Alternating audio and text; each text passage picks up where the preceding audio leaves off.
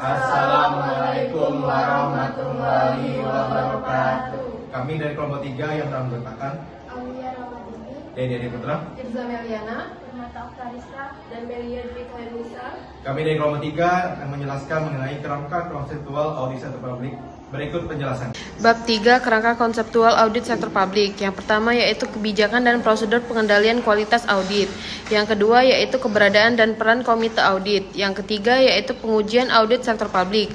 Yang keempat akun dan asersi dalam pengujian audit sektor publik. Dan yang terakhir yaitu siklus audit sektor publik. Kebijakan dan prosedur pengendalian kualitas audit. pengertian kebijakan dan prosedur pengendalian kualitas audit. Berdasarkan General Standard in Government Auditing and Standard with Ethics Significant atau INTOSAI, bahwa karena tugas dan tanggung jawab lembaga audit tertinggi adalah penting untuk konsep akuntabilitas publik. Lembaga audit harus berlaku untuk memenuhi metodologi audit dan praktik dengan kualitas terbaik. Tugas merumuskan prosedur untuk mengamankan pelaksanaan yang efektif dari tanggung jawab untuk pelaporan audit tidak terganggu oleh kurangnya kepatuhan terhadap standar oleh personil atau ahli dari luar prosedur perencanaan, metodologi, dan pengawasan. Kualitas audit sektor publik. Secara teknik, audit sektor publik adalah sama saja dengan audit pada sektor swasta. Mungkin yang membedakan adalah pada pengaruh politik negara yang bersangkutan dan kebijaksanaan pemerintahan. Tuntutan dilaksanakannya audit pada sektor publik ini adalah dalam rangka pemberian pelayanan publik secara ekonomis, efisien, dan efektif. Unsur-unsur pengendalian yang harus diterapkan oleh setiap KAP pada semua jenis jasa audit, atestasi, dan konsultansi yang meliputi: yang pertama, independensi, penugasan personal konsultasi, supervisi, pemekerjaan atau hiring. Selanjutnya, pengembangan profesional, promosi atau advancement, penerimaan dan keberlanjutan klien, inspeksi. Perbandingan kualitas audit sektor publik dengan sektor swasta. Tipe perusahaan audit dan yang diaudit atau auditor firm dan auditi yang berbeda, sifat industri dan proses audit yang berbeda, tipe dari kualitas yang melakukan review, dan metode pemilihan audit untuk melakukan review. Keberadaan dan peran komite audit. Keberadaan dan peran komite audit. Saya akan menjelaskan lebih rinci peran komite audit. Komite audit memiliki peran untuk memenuhi prinsip akuntabilitas dalam usaha, melakukan pengawasan terhadap proses manajemen risiko dan keberlangsungan fungsi pengawasan di perusahaan. Komite audit memiliki kekuatan untuk melakukan pemeriksaan terhadap laporan dari auditor internal perusahaan. Berikut adalah 5 prinsip penerapan komite audit yang baik. 1. Peran komite audit. Komite audit harus mendukung dewan dan pimpinan bagian akuntansi dengan meninjau kelengkapan jaminan dalam memenuhi kebutuhan dewan dan pegawai bagian akuntansi. 2. Keanggotaan, independensi, objektivitas, dan pemahaman. Komite audit harus independen dan objektif. Di samping setiap anggota harus memiliki pemahaman yang baik tentang tujuan dan prioritas organisasi dan peran mereka sebagai anggota komite audit. 3. Keterampilan. Komite audit seharusnya memiliki campuran keterampilan yang tepat untuk memungkinkan untuk melaksanakan fungsi secara keseluruhan. 4. Lingkup kerja. Lingkup kerja komite audit harus didefinisikan dalam ketentuan asas referensi dan mencakup semua kebutuhan jaminan dewan dan pimpinan bagian akuntansi. 5. Komunikasi.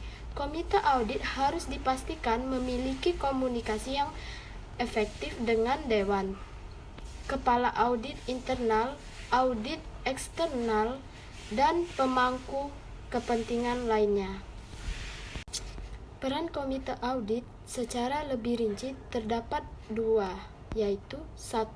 Mendukung Dewan Audit, 2. Kerangka acuan. Saya akan menjelaskan tentang mendukung Dewan Audit. Mendukung Dewan Audit dengan cara memberi jaminan pada aspek manajemen risiko perusahaan, kebutuhan jaminan kepada Dewan yang harus ditinjau oleh komite audit yang akan menambah nilai dan kegunaan jaminan dengan keyakinan, meningkatkan keberadaan mereka dan kemudian memberikan peran yang tepat di komite audit yang bergantung kepada keadaan tertentu. 2. Kerangka acuan. Terdapat 3 kerangka acuan. 1. Komite audit harus diberikan terms of reference resmi oleh Dewan. 2. Komite harus memiliki wewenang yang tepat. 3. Komite audit akan memerlukan akses ke pendanaan. Komite audit mempunyai wewenang antara lain: 1. Mengakses dokumen, data, dan informasi tentang karyawan perusahaan. 2. Berkomunikasi langsung dengan karyawan, termasuk direksi, SPI, dan unit yang menangani pengembangan manajemen risiko dan auditor. 3. Melibatkan pihak independen di luar anggota komite audit yang diperlukan untuk membantu pelaksanaan jika diperlukan dengan persetujuan tertulis Dewan Komisaris. 4. Melakukan kewenangan lain yang diberikan dan atau ditugaskan oleh Dewan Komisaris yang ditetapkan melalui mekanisme rapat Dewan Komisaris maupun keputusan Dewan Komisaris. Pengujian audit sektor publik. 3. Pengujian audit sektor publik. Baiklah, di sini ada kerangka konseptual pengujian audit yang terdiri dari 3 fase, yaitu fase term of reference, investigasi, dan yang terakhir pelaporan, yang akan saya jelaskan lebih rinci pada slide berikutnya. Term of reference, fase acuan reference yang terdiri dari 7 konsep, yaitu nilai sosial. Konsep ini mencerminkan akar audit bukti dalam nilai sosial yang menganggap penting konsistensi dan integrasi dalam persiapan dan penyajian laporan keuangan. Yang kedua, keterkaitan dengan perencanaan, anggaran, dan pengendalian manajemen. Konsep ini mencerminkan hubungan antara audit internal dan eksternal dengan komponen siklus manajemen, yaitu perencanaan, anggaran, dan pengendalian, akuntabilitas. Acuan secara eksplisit untuk hubungan klien dan audit, di mana meminta seluruh aktivitas keuangan untuk dibukukan dan disajikan dalam bentuk laporan keuangan dengan menggunakan kriteria yang telah ditetapkan untuk prinsip akuntansi berterima umum. Dan yang berikutnya, kriteria pelaporan keuangan sebagai bagian dari setiap proses yang akan dilakukan. Berikutnya, lingkup investigasi. Konsep lingkup investigasi sebagai bahan untuk mengecek seberapa luas cakupan dari audit yang dilakukan untuk didalami lebih jauh. Berikutnya, tujuan audit mengikuti secara langsung dari lingkup dan termasuk tujuan wajib menyatakan opini laporan keuangan dengan tujuan diskresional dalam menyediakan rekomendasi melalui. Fase yang kedua adalah fase investigasi. 3 tipe standar dalam standar audit berterima umum berperan dalam kerangka konsep ini, yakni yang pertama, standar umum menyediakan dasar konsep yang sudah teridentifikasi terkait kapasitas dan perilaku auditor dalam mengumpulkan informasi dan kegiatan evaluasi dalam fase investigasi dan kegiatan pelaporan informasi pada fase pelaporan. Yang kedua, aturan standar pengujian menyediakan dasar konsep terkait pengumpulan informasi dan kegiatan aktivitas pada fase investigasi. Yang ketiga, aturan standar pelaporan menyediakan dasar konsep terkait dengan konsep pelaporan informasi pada fase pelaporan. Fase ketiga adalah pelaporan. Konsep terkait informasi dalam fase pelaporan terbagi ke dalam kategori, yaitu sebagai berikut. Yang pertama, tipe laporan. Kategori pertama terkait dengan tipe pelaporan keuangan yang ada. Yang kedua, lingkup laporan. Adalah lingkup laporan audit meminta auditor untuk mengidentifikasi laporan keuangan yang telah dilaporkan kepada negara yang pengujiannya dilakukan dengan mengacu standar audit berterima serta dilaksanakan melalui tes dan prosedur tertentu. Yang ketiga, opini. Konsep ketiga ini terkait opini auditor, yaitu permintaan auditor yang menggambarkan apakah informasi laporan yang disajikan secara wajar sesuai dengan dasar pengungkapan akuntansi dan apakah penerapan dasar akuntansi telah konsisten dengan periode tersebut terdahulu. Yang keempat, reservasi. Adalah beragam bentuk reservasi yang dapat digunakan auditor dalam laporan audit. Yang kelima, pengendalian internal atau manajemen terkait dengan konsep kebebasan menentukan tujuan atas rekomendasi yang diberikan untuk perbaikan pengendalian internal. Yang keenam, tindak lanjut audit. Dan konsep yang terakhir adalah terkait dengan pertanyaan berbagai tindak lanjut audit. Akun dan asersi dalam pengujian audit sektor publik. Akun dan asersi dalam pengujian audit sektor publik terdapat 6 akun. Yang pertama yaitu akun pendapatan, yang kedua akun belanja, yang ketiga akun aktiva tetap, yang keempat akun jasa personalia, yang kelima akun pembiayaan atau investasi, dan yang terakhir akun saldo kas. Akun pendapatan. Tujuan adanya audit siklus pendapatan adalah untuk mengungkapkan ada tidaknya salahsaji yang material dalam pos pendapatan organisasi, dana transfer, dan lain-lain pendapatan yang sah. Pada siklus pendapatan ada 3 objek pemeriksaan, yaitu yang pertama pendapatan daerah atau organisasi. Contohnya pos pajak daerah, retribusi laba, bagian laba usaha daerah, dan lain-lain pendapatan asli daerah. Yang kedua yaitu dana perimbangan yang mencakup atas bagi hasil pajak bukan pajak. Dan yang terakhir yaitu pendapatan lain-lain yang sah. Jenis koreksi pembukuan yang harus dikoreksi atas pendapatan adalah yang pertama yaitu kesalahan pembukuan dan atau penyajian saldo awal tahun anggaran atau sisa perhitungan anggaran tahun lalu. Yang kedua yaitu kesalahan pembukuan dan atau penyajian pendapatan daerah. Yang ketiga yaitu kesalahan pembukuan dan atau penyajian saldo akhir tahun anggaran atau sisa perhitungan tahun anggaran perhitungan. Yang keempat yaitu kesalahan penyajian dalam daftar lampiran perhitungan anggaran tahun anggaran perhitungan.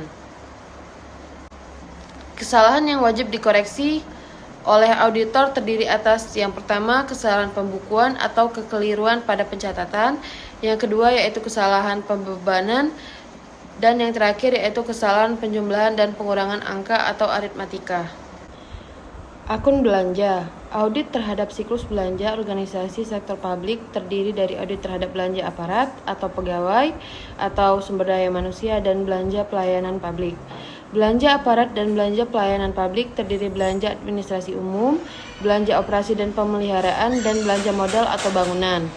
2 kelompok transaksi utama dalam siklus ini adalah transaksi pembelian dan pengeluaran kas. Kedua kelompok transaksi ini mempengaruhi berbagai rekening berikut. Yang pertama yaitu kas, yang kedua persediaan barang habis pakai, yang ketiga aktiva tetap, yang keempat aktiva lain-lain, dan yang terakhir yaitu utang.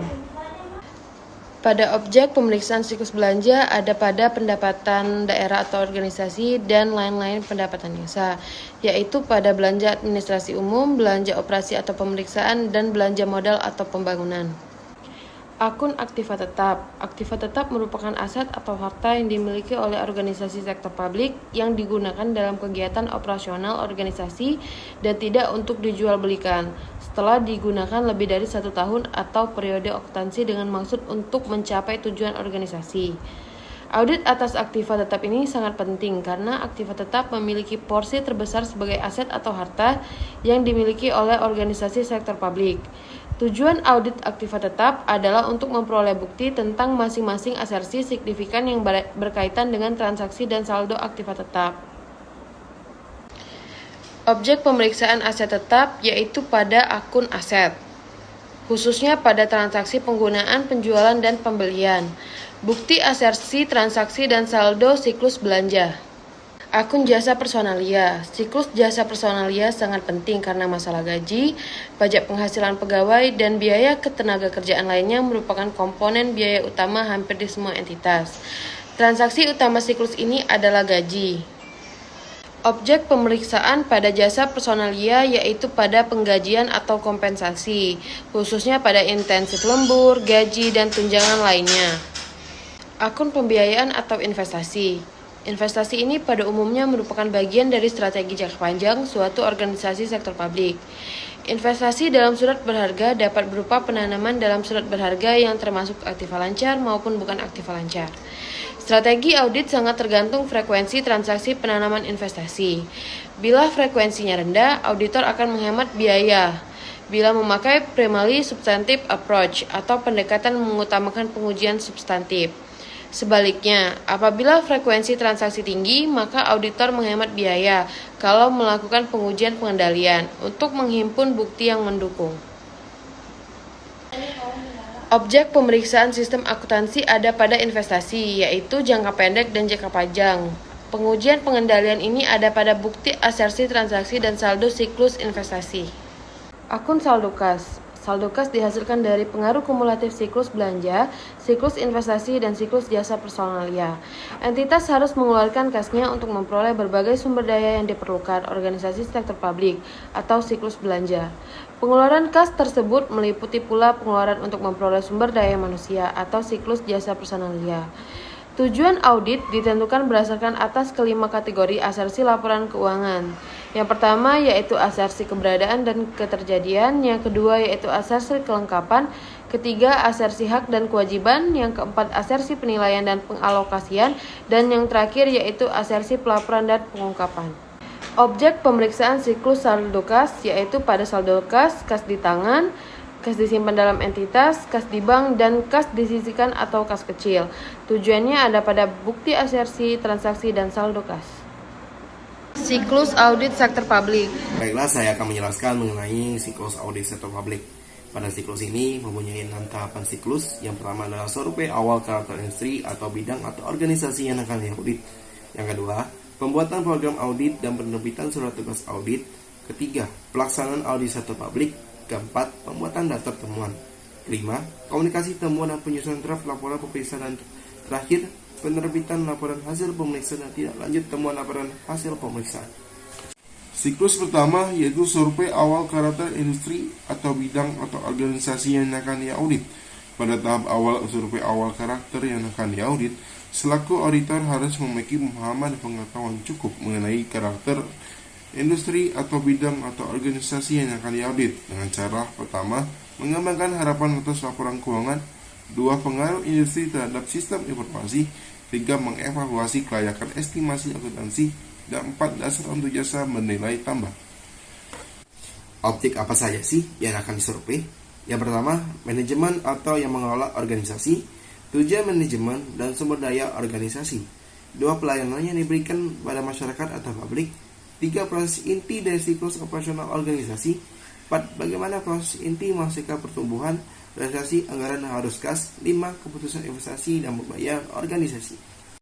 Baik, selanjutnya tahap kedua yaitu pembuatan program audit dan penerbitan surat tugas audit. Di dalam tahap kedua ini terdapat 3 kategori, yaitu berdasarkan urutan kerja atau tahap pemeriksaan, berdasarkan permasalahan, dan berdasarkan akun.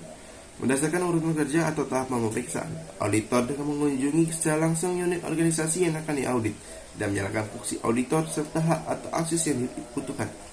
Berdasarkan permasalahannya, agar pelaksanaan audit dapat menjadi tujuan audit yang telah ditetapkan dengan penggunaan sumber daya yang seminimal mungkin. Serta berdasarkan akun, terdapat 2 akun yang dikategorikan, yaitu akun pendapatan dan akun beban.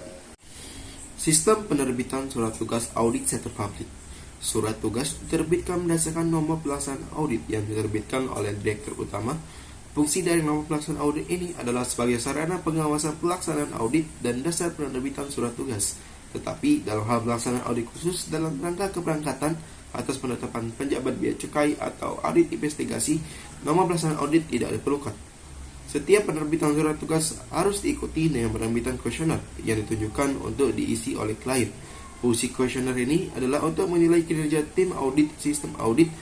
Kuesioner ini diterbitkan oleh Direktur Utama, Kepala Audit, Kepala Kantor Wilayah atau Kepala Kantor Pelayanan Umum. Pelaksanaan audit sektor publik.